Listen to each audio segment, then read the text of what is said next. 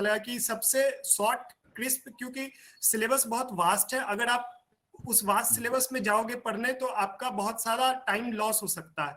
तो जो नोट्स वगैरह जो प्रोवाइड किए थे सर ने, तो वो मुझे बहुत हेल्पफुल। आपने तैयारी करी एसएससी की, आपने को कोर्स लिया था एसएससी के, जो भी सब्जेक्ट्स थे वो आपने तैयार करे, तो आपको क्या फ़ायदा हुआ मेक इट ईजी में? राहुल सर ने किस तरीके से आपको अच्छे से गाइड किया, उसके बारे में जानना चाहिए। मंथली वाइज जो करंट अफेयर्स का पीडीएफ आता है, उससे मैंने करंट अफेयर्स किया था। और जीके वगैरह के लिए मुझे सर हिस्ट्री वगैरह से उतना ज्यादा इंटरेस्ट नहीं आता था, तो मैंने हिस्ट्री का कुछ पोर्शन ही किया था, जैसे ज्यादा टफ हो जाता था।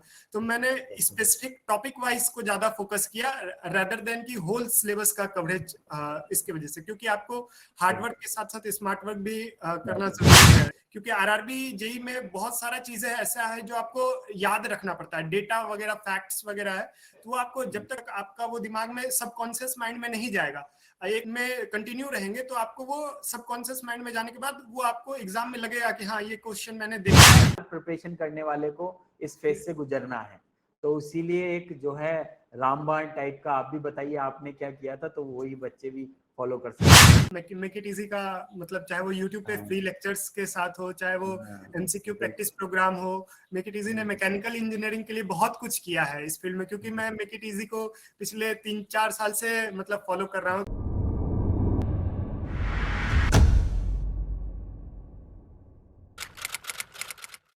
तो बच्चों, आज हमारे साथ हैं अंकित किशोर, जो कि आरआरबी जेई में सेलेक्ट हुए हैं, तो उनके बारे में कुछ जानते हैं और उनकी जर्नी के बारे में जानते हैं, किस तरीके से उन्होंने मेहनत करी और आज इस मुकाम पर पहुंचे हैं।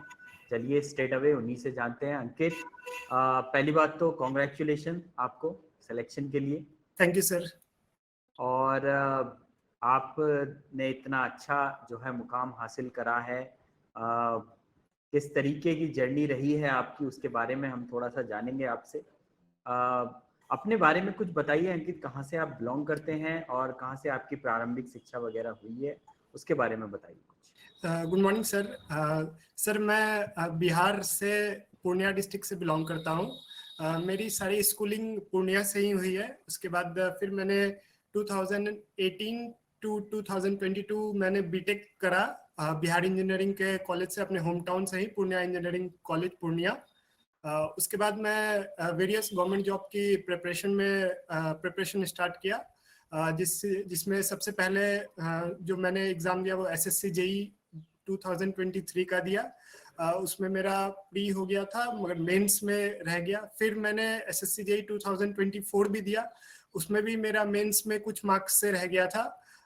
और इसके साथ साथ मैंने सर बहुत सारे पीएसयूज के भी एग्जाम दिए, जिसमें कि कुछ का मैंने इंटरव्यू भी दिया था, जैसे आरसीएफएल, जीआरएससी, उसके बाद आईओसीएल, इन सारे पीएसयू का मैंने इंटरव्यू भी दिया, मगर कुछ कुछ मार्क्स से इंटरव्यू या मेरिट लिस्ट में नहीं आ पाता था। फिर अभी 2024 में आरआरबी जेई का वैकेंसी आया, तो फिर मैंने उसके लिए प्रिपेयर करना शुरू किया। तो फिर अभी जाके मेरा आरआरबी जेई में कोलकाता जोन में सिलेक्शन हुआ है। चलिए, बहुत बढ़िया आपने जो है एक्सप्लेन करा सारी चीज़ों को। और आफ्टर सो मैनी फेलियर्स, इतने ज़्यादा आपने फेलियर्स जो हैं देखे, उसके बावजूद भी आप डटे रहे और डिसहार्टन नहीं हुए, डिप्रेस नहीं हुए, और नहीं हुए तो होंगे, पर यह है कि अपने आप को हैंडल किया आपने। ये बहुत बड़ी चीज़ है, बहुत मतलब सभी बच्चों को जो है इनसे सीखना चाहिए ये सारी चीज़ें। अच्छा बेटा, आप कौन से कोर्स में थे मेक इट इजी के? सर मैंने एसएससी जेई के लिए पहले तो लिया था मेक इट इजी का कोर्स, तो मेरा मैक्सिमम पोर्शन वहां से कवर हो गया था। कुछ पोर्शन जो प्रोडक्शन वगैरह के बचे थे, तो मैंने मेक इट इजी के जो यूट्यूब लेक्चर्स वगैरह भी सर लोगों ने दिया था, जमाल सर और राहुल सर ने, एमसीक्यू प्रैक्टिस प्रोग्राम, मैं उसमें था। तो उससे मुझे बहुत हेल्प मिला, क्योंकि जो आरआरबी जेई का पैटर्न था उसमें प्रोडक्शन का बहुत ज्यादा वेटेज था, तो प्रोडक्शन में मुझे जमाल सर के लेक्चर्स का बहुत ज्यादा बेनिफिट मिला सर। तो आपने जमाल सर के मैक्सिमम लेक्चर यूट्यूब से ही पढ़े हैं? यूट्यूब से भी पढ़ा है और कोर्स से भी पढ़ा था। कोर्स में कहाँ पे, एसएससी वाले कोर्स में? Yes sir. और आरआरबी जेई के लिए भी कोर्स था, उसमें भी मैं इनरोल था। आरआरबी जेई का कौन सा वाला कोर्स? सर वो जो आरआरबी जी का क्रैश कोर्स था, आरआरबी अच्छा, नेकेटिव। हाँ क्रैश कोर्स में एनरोल्ड थे हाँ आप? सर। एसएससी जेई और क्रैश कोर्स में, अच्छा ठीक है।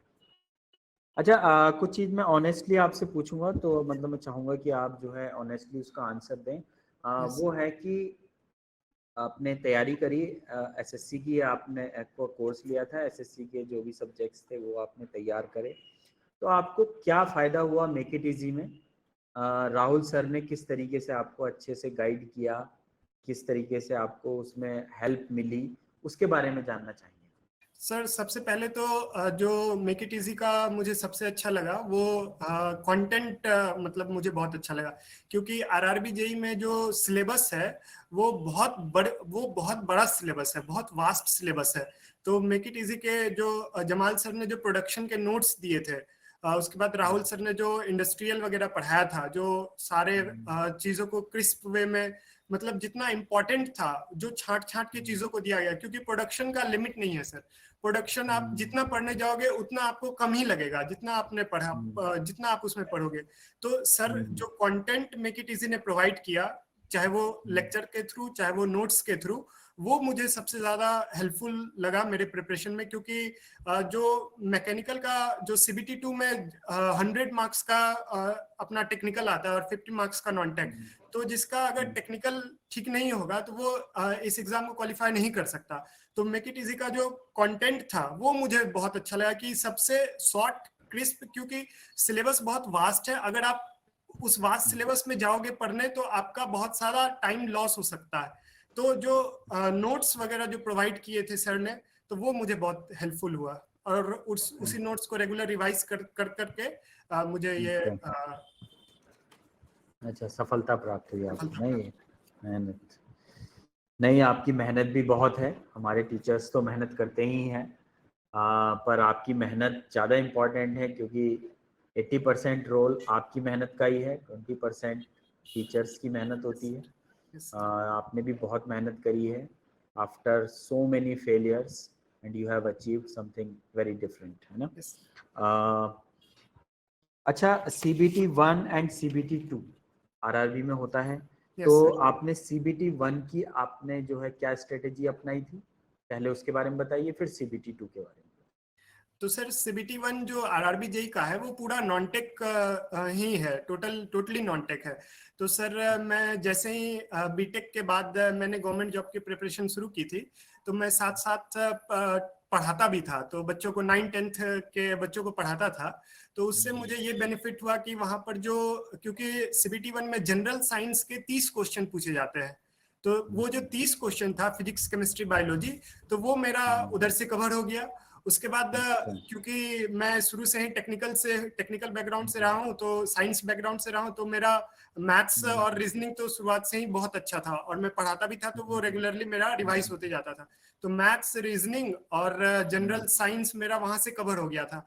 और करंट अफेयर्स के लिए मैंने मंथली वाइज जो करंट अफेयर्स का पीडीएफ आता है, उससे मैंने करंट अफेयर्स किया था। और जीके वगैरह के लिए मुझे सर हिस्ट्री वगैरह से उतना ज्यादा इंटरेस्ट नहीं आता था, तो मैंने हिस्ट्री का कुछ पोर्शन ही किया था। जैसे हिस्ट्री में 3 पोर्शन होते हैं, एंशिएंट, मिडाइवल और मॉडर्न। तो मैंने सिर्फ मॉडर्न हिस्ट्री पढ़ा था।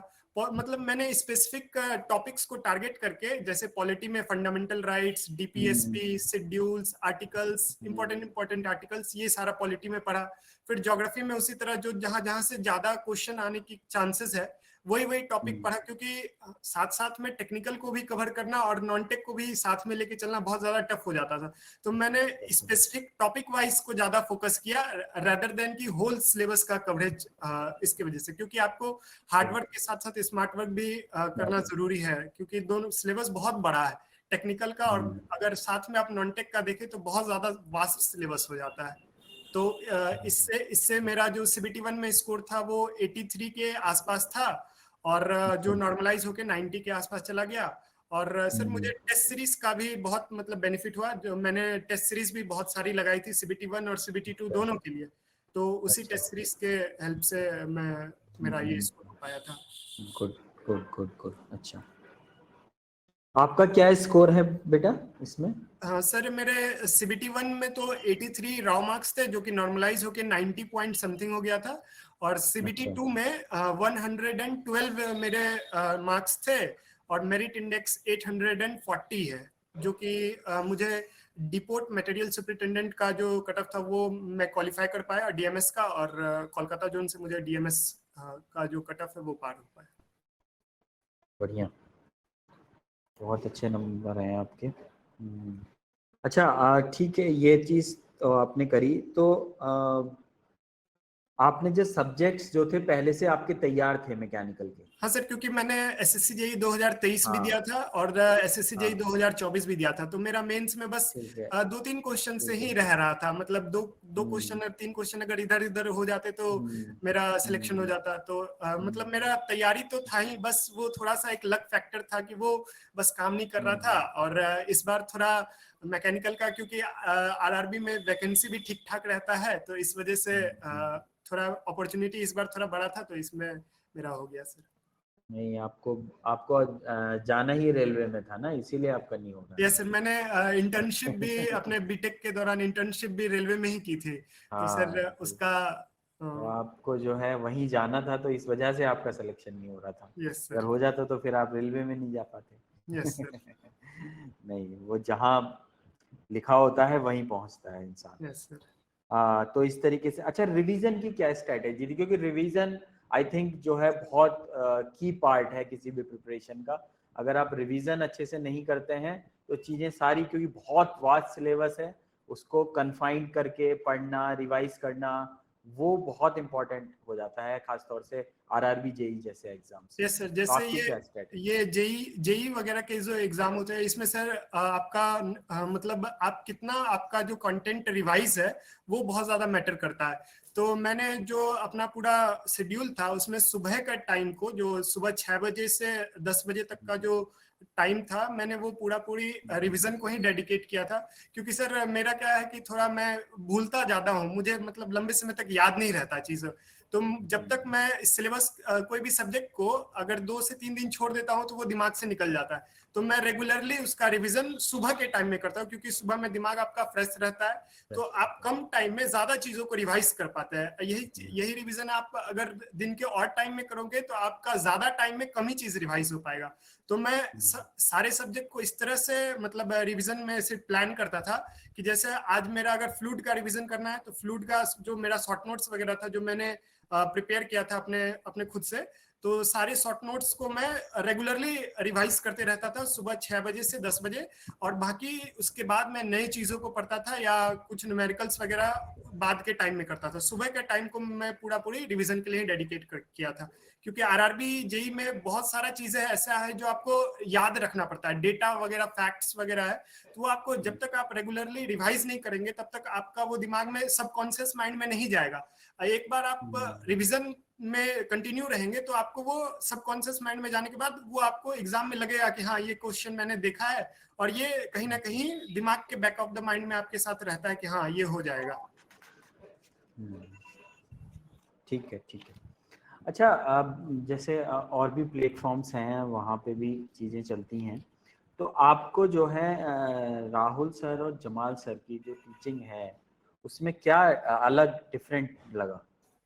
सर वही जो मैंने पहले भी बताया कि जो सर का जो मेन फोकस रहता है कि जहां से क्वेश्चन आने का ज्यादा प्रोबेबिलिटी रहता है, उन्हीं टॉपिक को मेन फोकस करके सर जमाल सर जो प्रोडक्शन में जो जो भी टॉपिक्स उन्होंने पढ़ाए, जैसे मेट्रोलॉजी हो गया, मेजरमेंट हो गया, linear measurement, angular measurement, comparator, interferometry, ये सारे टॉपिक्स जो सर ने पढ़ाए थे स्पेसिफिक RRB JEE में, क्योंकि प्रोडक्शन का वेटेज ज्यादा है तो इस पोर्शन से बहुत ज्यादा मैक्सिमम क्वेश्चन आए थे। तो जो सर लोगों का जो फोकस था कि इन्हीं इन्हीं टॉपिक्स को मतलब ज्यादा फोकस देके पढ़ना है। इंडस्ट्रियल इंजीनियरिंग हो गया, इसके भी क्वेश्चन बहुत ज्यादा है, फ्लूइड हो गया, थर्मल के थर्मोडायनेमिक्स हो गया, तो इन सब चीजों से क्वेश्चन आए थे। सर ने भी यही फोकस करके क्लास में भी कहा था कि जितना हम करा रहे हैं अगर आप इतना ही करके अच्छे से रिवीजन करके चले जाते हो तो आपका डेफिनेटली है कि 105+ मार्क्स आराम से आ जाएगा। और सर मैंने उसी चीजों को फॉलो किया, और साथ में टेस्ट सीरीज का बहुत बड़ा रोल था। मैंने टेस्ट सीरीज जो जब शुरू किया था तो मेरे पहले 85 86 मार्क्स आते थे, फिर मैंने सर टेस्ट का एनालिसिस बहुत अच्छे से किया, मतलब कि आखिर मेरे नंबर जो कट रहे हैं, गलत हो रहे हैं, वो कहाँ पे गलत हो रहा है, तो मैं फिर से अपने जो नोट्स वगैरह थे उन पे जाता था, उस चीजों को रिवाइज करता था। कुछ चीजें थी जो पहली बार में छूट जाती थी, तो फिर से मैं वो करके दोबारा टेस्ट सीरीज देता था। तो टेस्ट सीरीज देते देते देते देते लगभग तब जाके मेरा यहाँ तक स्कोर फाइनल एग्जाम में भी पहुंच पाया 112 CBT 2 में। बहुत जरूरी है जब आप टेस्ट सीरीज देते हो तो उसका एनालिसिस जरूर करें। यस सर, अगर आप एनालिसिस मेरा एनालिसिस में ही बहुत ज्यादा टाइम चले जाता था। जैसे एक दिन टेस्ट दिया तो अगले 2 दिन तक मैं उसको अच्छे से एनालिसिस करता था कि एक पर्टिकुलर क्वेश्चन जो मेरा छूटा है, चाहे गलत हुआ है, आखिर ये कौन से टॉपिक से छूटा है या कौन से टॉपिक से गलत हुआ है, क्या मेरा वहाँ कॉन्सेप्ट का कमी है, क्या वहाँ मेरा रिविजन का कमी है। तो मैं ये सब चीजों को एनालिसिस करता था, उसके बाद उस पर काम करके फिर से टेस्ट वगैरह देता था। तो टेस्ट आपको, मतलब टेस्ट का एनालिसिस बहुत इंपॉर्टेंट है। टेस्ट देने से सिर्फ कुछ नहीं होगा जब तक आप टेस्ट का प्रॉपर एनालिसिस ना कर पाए। सर ने भी यही कहा था कि टेस्ट को अच्छे से एनालाइज कीजिए, कहाँ आपके मिस्टेक्स हैं, कहाँ आपका रिवीजन में कमी है, कहाँ आपके कॉन्सेप्ट में कमी है, उस पर काम कीजिए, अपने आप नंबर इंक्रीज होगा। और सर मेरा हुआ भी। बिल्कुल बिल्कुल, बहुत अच्छी चीज बताई है आपने। सभी बच्चों को ये चीज ध्यान में रखनी है कि मतलब टेस्ट सीरीज जो भी आप दे रहे हो उसको एनालिसिस प्रॉपर करो, उसको एनालाइज करो, देखो कहाँ गड़बड़ हुई है और नेक्स्ट टाइम उस गलती को हमने रिपीट नहीं करना। बस वो चीज हमें ध्यान रखनी है। अपने वीक एरियाज पता चल जाते हैं कि किस चीज में, या मैं न्यूमेरिकल सॉल्विंग में थोड़ा सा कम हूँ तो उसको देख लिया कि हाँ नहीं यार मैं क्वेश्चन टाइम पे नहीं कर पाता, कर तो देता हूँ पर जो है टाइम लगा, टाइम के अंदर करना रहता है। हाँ, तो वही फिर आपको समझ में आ जाएगा, नहीं मुझे थोड़ा सा अपनी स्पीड पे काम करना है। तो ऐसे ही आप लगातार देते रहेंगे टेस्ट तो फिर चीजें ठीक हो जाती हैं। कॉन्सेप्ट आपके क्लियर हैं, स्पीड आपकी है, तो मतलब no one can stop you. तो ये सिंपल सी चीज होती है और उसको अगर जो समझ जाता है वो आप जैसे सफल हो जाता है, जो नहीं समझ पाता वो फिर दिक्कत में आ जाता है। और यही है कि इम्पोर्टेंट चीजें हैं ये। अच्छा, आपने कौन से ईयर में किया था बेटा बीटेक? सर मैंने 2022 में बीटेक किया था। हाँ, 22 में आपने बीटेक कंप्लीट किया, उसके बाद अब ये 25 आ गया। तो इस दौरान ऑब्वियस सी बात है कई जगह आपका हुआ भी, फाइनल नहीं हुआ, तो मतलब फिर अपने आप को मतलब किस तरीके से मोटिवेटेड रखा आपने? क्योंकि टाइम ड्यूरेशन जब बढ़ता रहता है तो प्रेशर भी बढ़ता रहता है बंदे पे। तो उस अपने आप को, क्योंकि ऑलमोस्ट सभी बच्चे इस फेज से गुजरते हैं, यस सर। तो अगर आप एक सिंपल सी चीज बता दें कि हाँ मैंने इस तरीके से किया था अपने आप को जो है मोटिवेटेड रखने के लिए, तो ऐसे बच्चे भी थोड़ा सा समझ जाएंगे कि हाँ भाई ये कोई नई चीज नहीं है, ये कोई नई चीज नहीं है, हर प्रिपरेशन करने वाले को इस फेज से गुजरना है। तो इसीलिए एक जो है रामबाण टाइप का आप भी बताइए आपने क्या किया था, तो वही बच्चे भी फॉलो कर सकते हैं। सर सबसे पहले तो अगर कोई भी इस प्रिपरेशन से कर रहे हैं तो आपको हार्डवर्क करते रहना है। आपको भले ही वो उसका रिजल्ट कुछ दिन में ना मिले, मगर ये है कि एक बार आपने अगर हार्डवर्क किया है तो उसका रिजल्ट आपको भले ही थोड़ा लेट हो मगर वो जरूर मिलता है आपको। मगर अपने जो आप काम कर रहे हैं, मेहनत कर रहे हैं, आपको उस पर स्टिक करना है, गिव अप नहीं करना है। सर इस पूरे जर्नी में मेरे फैमिली का, पेरेंट्स का, मेरे फ्रेंड्स का बहुत बड़ा रोल था। उन्होंने मुझे हमेशा मोटिवेट करते रहा। पापा ने मुझे हमेशा करते रहा कि आप जब तक जिंदगी में हारते नहीं है तो आप जब जीतेंगे तो उसका अलग ही मजा आएगा।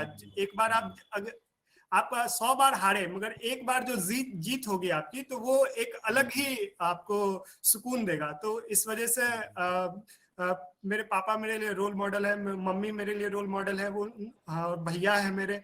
तो मेरी फैमिली, मेरे फ्रेंड्स, क्योंकि आप जब इस लंबे जर्नी में रहते हैं तो आपका पीछे सपोर्ट होना बहुत जरूरी है कि आपको आपके फैमिली के द्वारा, आपके दोस्त के द्वारा आपको जो सपोर्ट मिलता है उसका आपको बहुत बेनिफिट मिलता है। तो एक पॉजिटिव माइंडसेट के साथ आप प्रिपरेशन कर सकते हैं। हमेशा जो गवर्नमेंट जॉब की प्रिपरेशन है उसमें आपका फ्रेम ऑफ माइंड पॉजिटिव रहना बहुत जरूरी है। आप नेगेटिव चीजों को हमेशा अवॉइड करके चल सकते हैं। जब मैं कभी भी डिमोटिवेट होता था तो मोटिवेटिंग सॉन्ग्स वगैरह सुन लेता था अपने फ्री टाइम में, ताकि मतलब फिर से उसी एनर्जी के साथ मैं वापस फिर से अपना हार्डवर्क करना शुरू करूं। और सर यही जर्नी है मेरा। नहीं देखो, बहुत मतलब आराम से उन्होंने चीज़ों को समझा दिया, हालांकि इतनी आसान रहती नहीं है चीज़ें, और बहुत अच्छे से उन्होंने चीज़ों को समझाया, क्योंकि प्रेशर हैंडल करना और फिर उस प्रेशर के साथ पढ़ाई करना बहुत इम्पॉर्टेंट है और बहुत ही मुश्किल हो जाता है कभी कभी, लेकिन आराम से अगर चीज़ों को करोगे तो फिर दिक्कत इतनी नहीं आती है।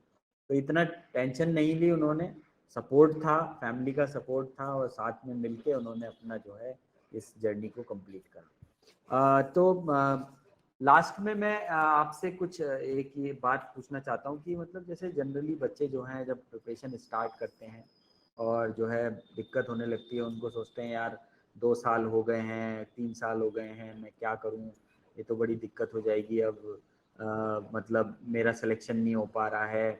तो मतलब आप उन बच्चों को क्या मैसेज देना चाहते हैं जो बीच में चीज़ों को छोड़ दें जबकि होने वाला होता है उनका सिलेक्शन, और लास्ट मोमेंट कई बच्चे में आपने भी देखे होंगे, कुछ बच्चे ऐसे हो जाते हैं कि वहां तक पहुंचने ही वाले होते हैं वो और वो छोड़ देते हैं। तो उन बच्चों को क्या मैसेज देना चाहेंगे आप?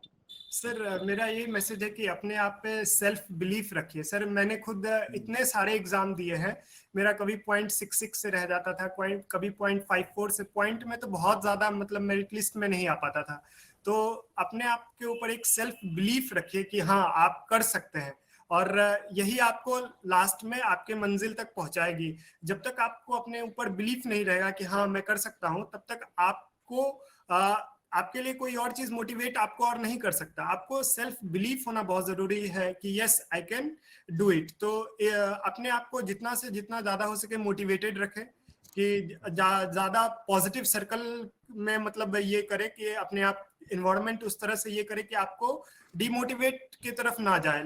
हमेशा अपने फ्रेंड सर्कल में, हमेशा अगर आपको कभी भी ऐसा कुछ लगता है तो हमेशा अपने फ्रेंड्स से बात करें कि हाँ क्या हो रहा है, नहीं हो रहा है। तो वो थोड़ा आपका माइंड भी रिलैक्स होता है, हल्का होता है, और थोड़ा दिमाग को पॉजिटिव वे में उसको लेके जाता है। तो आप जब तक पॉजिटिव नहीं रहिएगा तो ये एक लंबा, अगर आपका प्रिपरेशन में ज्यादा किसी को टाइम लग रहा है, जैसे मुझे ही बीटेक के बाद 3 साल लग गए, तो इस टाइम में आपको हर फेज आएगा। आपका कुछ दिन अच्छा जाएगा, कुछ दिन हो सकता है आपके मुताबिक ना जाए, मगर आपको अपने ऊपर एक बिलीफ रखना पड़ेगा, सेल्फ बिलीफ, और पॉजिटिव माइंडसेट के साथ आपको आगे बढ़ते रहना पड़ेगा। अगर आपने हार्डवर्क सच्चे तौर पे किया है तो आपका एक ना एक दिन रिजल्ट होगा, और चाहे वो थोड़ा सा लेट हो, चाहे वो किसी को सक्सेस जल्दी मिल जाता है, किसी को थोड़ा लेट मिलता है, मगर आपको हार्डवर्क अगर आपने किया है तो आपको एक ना एक दिन जरूर मिलेगा। सर बहुत अच्छी बात बताइए बेटा आपने कि किस तरीके से आपको जो है अपने आप पे बिलीव करना है। देखो आप अगर अपने आप पे बिलीव नहीं करोगे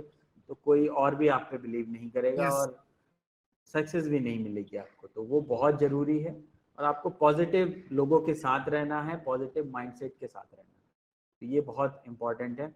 तो बहुत बहुत धन्यवाद अंकित, आपने जो है समय निकाला और बच्चों को थैंक यू। अपनी प्रिपरेशन जर्नी के बारे में बताया। आई होप सारे बच्चे जो हैं इंस्पायर होंगे आपकी स्टोरी से, और आपने जो चीज़ें बताई हैं उनको फॉलो करके वो भी जो है अच्छी अच्छी जगह सेलेक्ट होंगे। अगर वो उनका आरआरबी का सपना है तो वो भी पूरा करेंगे। और मैं दोबारा आपको बहुत बहुत बधाई देना चाहता हूँ आपके थैंक यू सिलेक्शन सर। के लिए। और एक चीज़ और मैं आपसे चाहता हूँ कि आप मेक इट इजी से जुड़े रहें, यस सर। क्योंकि हमें जो है अपने जो मैकेनिकल इंजीनियर्स हैं सबको अच्छे मुकाम तक पहुंचाना है। आप पहुंच गए हैं तो आपको हेल्प करनी है कि दूसरे भी यस पहुंच जाएं आपकी स्टोरीज से। अगर हमें कुछ ज़रूरत पड़ती है हम आपको कांटेक्ट करते हैं सिर्फ इंस्पिरेशन के लिए।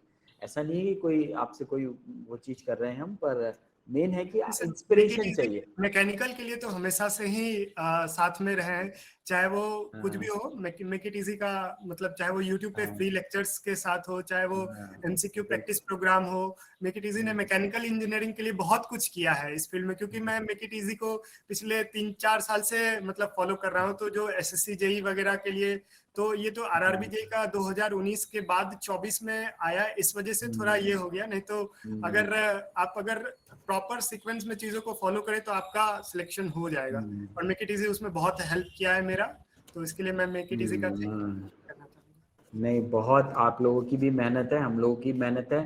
तो इस मेहनत को अभी हमें और आगे बढ़ाना है। हम चाहते हैं हमारा हर मैकेनिकल इंजीनियर मैकेनिकल इंजीनियरिंग की जॉब करे। हम यस नहीं सर। चाहते कि वो कहीं और जाके जॉब करे, कुछ बैंक में करे या कहीं और क्लर्क बन जाए या कुछ और चीज करे या वही सर, मुझे ये कहीं और उसमें लगती है जाए। कि आपने जो पढ़ा है आप उसी में अगर जॉब बस कंटिन्यू करते हैं तो आपका एक अलग मजा देता है। अगर आपने पढ़ा मैकेनिकल से और कर रहे हैं CSIT का हाँ, जॉब, तो वो बस थोड़ा बस आपको वो अंदर से सेटिस्फेक्शन नहीं देता है। क्योंकि मेरा बचपन से ही मशीनों से बहुत लगाव था, तो मैंने चूज भी मैकेनिकल इंजीनियरिंग किया। मुझे CS वगैरह का कुछ भी समझ में नहीं आता था, तो इस वजह से बिल्कुल मैंने, बिल्कुल। क्योंकि शुरुआत से ही मुझे इस फील्ड की तरफ इंटरेस्ट था, तो मेरे पेरेंट्स ने भी कहा कि कोई दूसरा ब्रांच ले लो, इसमें उतना ज्यादा स्कोप नहीं है। मगर मैंने अपने पेरेंट्स को भी कन्विंस किया कि नहीं, मेरा इंटरेस्ट इसी से है और मैं इसी में मतलब अच्छा कर लूंगा। तो फिर पेरेंट्स भी तैयार हो गए, तो मैंने इसी से किया, तो आज मेरा जाके सिलेक्शन हो गया सर। तो बिल्कुल यही बिल्कुल, कहना बस था, अपने वही हम चाहते हैं। इंटरेस्ट को भी मतलब हमेशा इंटरेस्ट की तरफ भी आपका ये होना चाहिए कि हाँ, जो बिल्कुल चीज आपने बिल्कुल। पढ़ा है, अगर आप उसी चीज में जॉब कर रहे हैं तो आपको वो एक अलग हाँ, सेटिस्फेक्शन देता है, जो हर चीज से अलग होता है। उसको आप किसी चीज से कंपेयर नहीं कर सकते। बस हम भी बेटा वही चाहते हैं कि आप लोग जो आपने पढ़ा है, आप मैकेनिकल इंजीनियर हो तो आप मैकेनिकल इंजीनियर ही कहलाने चाहिए through yes out sir, your life. Yes ऐसा नहीं है कि फिर आपका सब कुछ चेंज हो जाए, ऐसा नहीं होना चाहिए। मतलब मेरे हिसाब से तो एक engineer should always be an engineer, yes है सर। ना। तो वो बहुत जरूरी है। और मतलब जो निगेटिविटी पूरे उसमें फैली हुई है कि भाई मैकेनिकल में कुछ नहीं है, मतलब you have to switch your branch या फिर आपको कहीं और जाना पड़ेगा, मैकेनिकल में कहीं कुछ नहीं होना, उस मिथ को तोड़ना है बेटा हमें। Yes sir. तो उसी के लिए आप जैसे लोग अगर आएंगे, सामने आएंगे, तो बच्चे इंस्पायर होंगे और लोग आएंगे और वो भी समझेंगे नहीं ऐसा नहीं है, मैकेनिकल में भी आसानी से जॉब पाई जा सकती है। बस डेडिकेशन आप जैसा हार्ड वर्क। चाहिए, हार्ड वर्क चाहिए, और आराम से आप जो है एग्जाम क्रैक कर सकते हैं। तो उसी के लिए हम लोग लगे हुए हैं। आप हमारे साथ रहेंगे, आप कंटिन्यूअस हमसे जो है जुड़े रहेंगे, तो हम बिल्कुल ये चीजें अचीव कर लेंगे। Yes sir. हाँ, चलिए चलिए बेटा, थैंक यू वेरी मच, और थैंक यू सर। आपको बहुत बहुत बधाई। और आई होप आप जो है ने जो है ये टाइम निकाला इतना, तो क्योंकि ऑब्वियस सी बात है थोड़ा सा दिक्कत हो जाती है कई बार यस, टाइम निकालने में भी, पर जो है आपका बहुत बहुत धन्यवाद। Thank you so much. Thank you sir.